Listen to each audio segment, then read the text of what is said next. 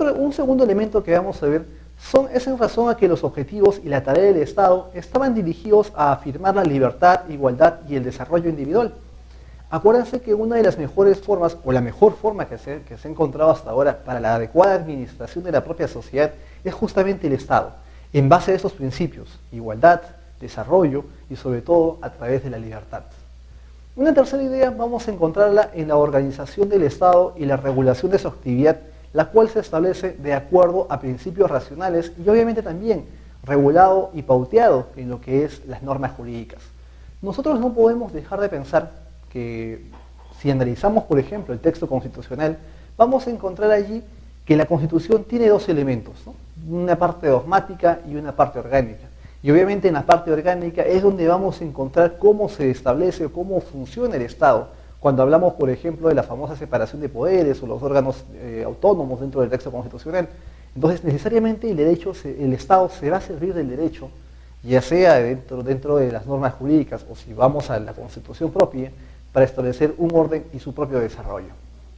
La expresión de Estado de Derecho fue acuñada por Adam Müller en 1809 y delimitada posteriormente por Robert von Moll en 1829 y obviamente en su exposición de Derecho Público en el Reino de Wurtemberg.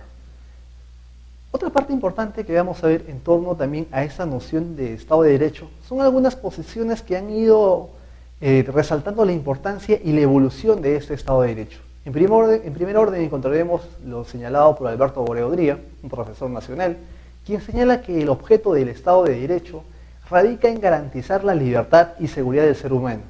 Ello preconiza que los ciudadanos pueden autodeterminar, planificar y prever las consecuencias jurídicas de sus actos en la vida coexistencial. Vale decir, que el derecho se convierte ¿en qué?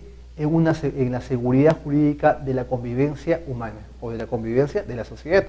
Y esto encuentra razón cuando en muchas de nuestras actividades y en muchas de las acciones que podemos tener, obviamente a través del derecho vamos a conocer las consecuencias. Y esto puede pautear un poco la vida y el desarrollo de la propia sociedad, ¿no?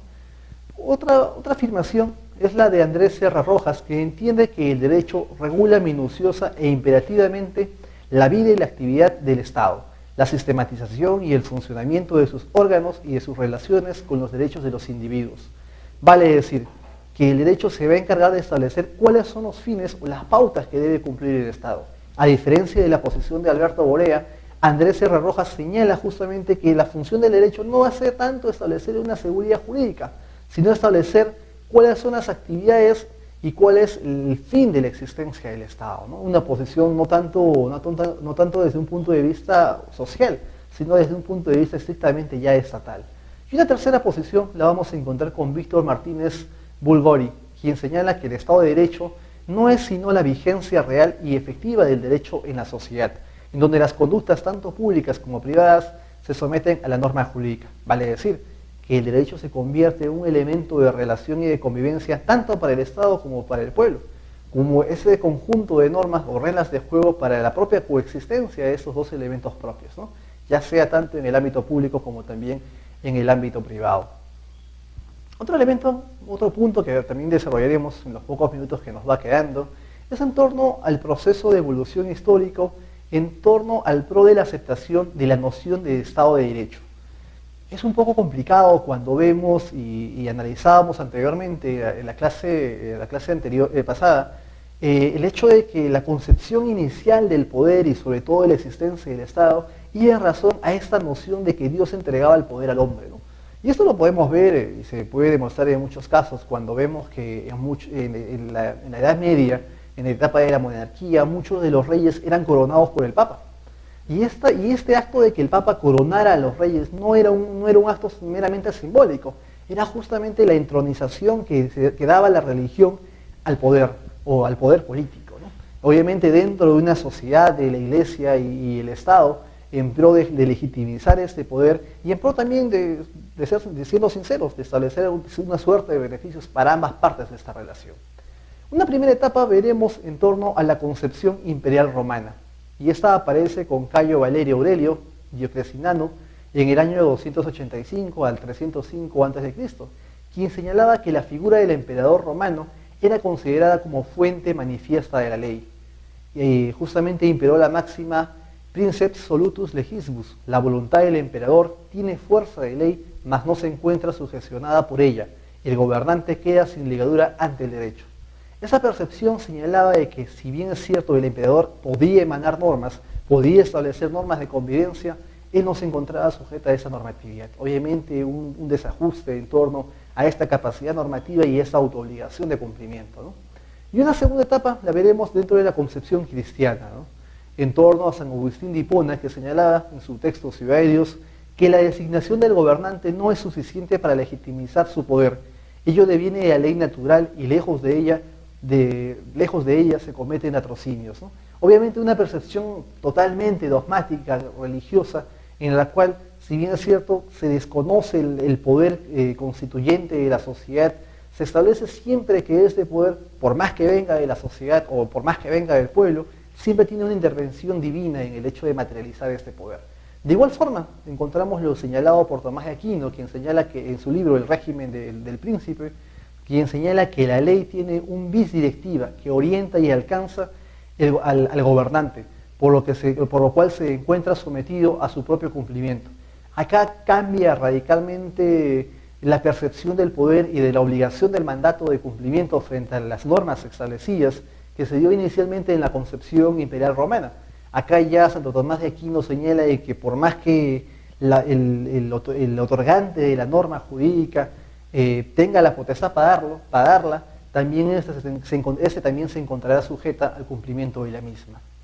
Y una tercera etapa va a ser la etapa del constitucionalismo moderno, ¿ya? En la cual nosotros ya nos encontramos, en la cual se busca la consolidación del elemento como la seguridad, la libertad y la igualdad. Vale decir, en esa relación derecho y Estado, vamos a ver que esta relación se va a basar en esos tres principios: seguridad, libertad e igualdad. Y la noción de Estado de Derecho surge por la lucha de las limitaciones del poder estatal y de la monarquía, a través de la vigencia de determinados principios jurídicos.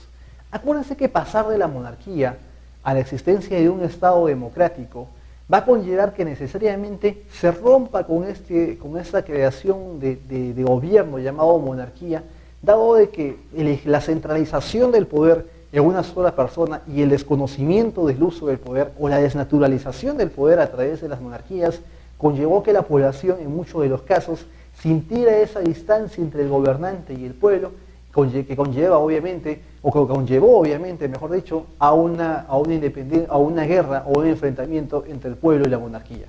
Cuando hablamos ya del derecho, del Estado del Derecho y de la implementación del derecho en los estados, vamos a ver de que se van a dar algunos principios que es importante recordarlos, como por ejemplo el principio de legalidad, el principio de jerarquía normativa, el principio de publicidad de las normas, el principio de retroactividad de las normas, el principio de seguridad jurídica, como también establecer el principio de responsabilidad e interdicción de la arbitrariedad de los órganos del poder del Estado. En torno a los principios básicos para la construcción de un Estado de Derecho, se han establecido algunas pautas o algunos principios básicos para esta convivencia entre el Estado y el derecho. Inicialmente veremos el principio de legalidad, en el cual necesariamente todo acto del Estado o toda condición que el Estado tenga que ver o tenga que reseñarse frente a la sociedad, necesariamente tiene que ajustarse a un marco jurídico que obviamente el propio Estado, en consenso con el Parlamento y la sociedad en general, establecerán. Un segundo principio va a ser el principio de jerarquía normativa, y cuando hablamos obviamente de un principio de jerarquía normativa, vamos a hablar en torno no solamente a la existencia de una constitución que posteriormente aparecerá dentro del Estado, sino también a que todas las normas jurídicas que emanen del Estado tengan necesariamente un rango normativo de acuerdo al estamento o a la unidad del Estado que le emane. Ello responde a que necesariamente tiene que existir una jerarquía, puesto que la inexistencia de esa jerarquía conllevaría problemas de competencia. Un tercer principio es el principio de publicidad de las normas. Obviamente que el conocimiento de la norma, el conocimiento del mandato va a involucrar al obligatorio cumplimiento. Y esto viene desde muchos años atrás, cuando hablábamos, por ejemplo, de la monarquía. El rey, al momento de dar un edicto, lo que buscaba era que este edicto era conocido por el pueblo. Y esto lo hacía a través de los famosos pregoneros, cuando el pregonero llegaba el edicto ante el pueblo y lo leía y lo ponía de conocimiento. Un cuarto principio va a ser el principio de retroactividad de las normas, ¿no? Obviamente esto ya lo conocemos, de que ninguna norma es retroactiva a la fecha a la cual fue otorgado. Y esto es parte de la seguridad jurídica, ¿no? Para que las conductas que se hayan realizado hasta antes de la emisión de la norma tengan una suerte de seguridad y obviamente de invariabilidad. Un quinto principio es el principio de la seguridad jurídica, y ese principio de la seguridad jurídica es el que va a otorgar la norma. Al conocer el contenido de la norma, al conocer el alcance de los actos que pueda realizar la persona, obviamente tenga la predisposición de un resultado, obviamente contenido en la norma jurídica, ¿no? Y por último, vamos a ver el principio de responsabilidad e interdicción de la arbitrariedad por los órganos del poder del Estado. Esto va a conllevar a que al establecer los fines, las conductas del Estado en el marco jurídico existente, vamos a erradicar de total forma el uso desnaturalizado de poder por parte del propio Estado. Al establecer las normas claras, a través de normas jurídicas, de la convivencia Estado-pueblo, vamos a tener la seguridad de que no va a existir atropellos frente a los propios derechos del ciudadano.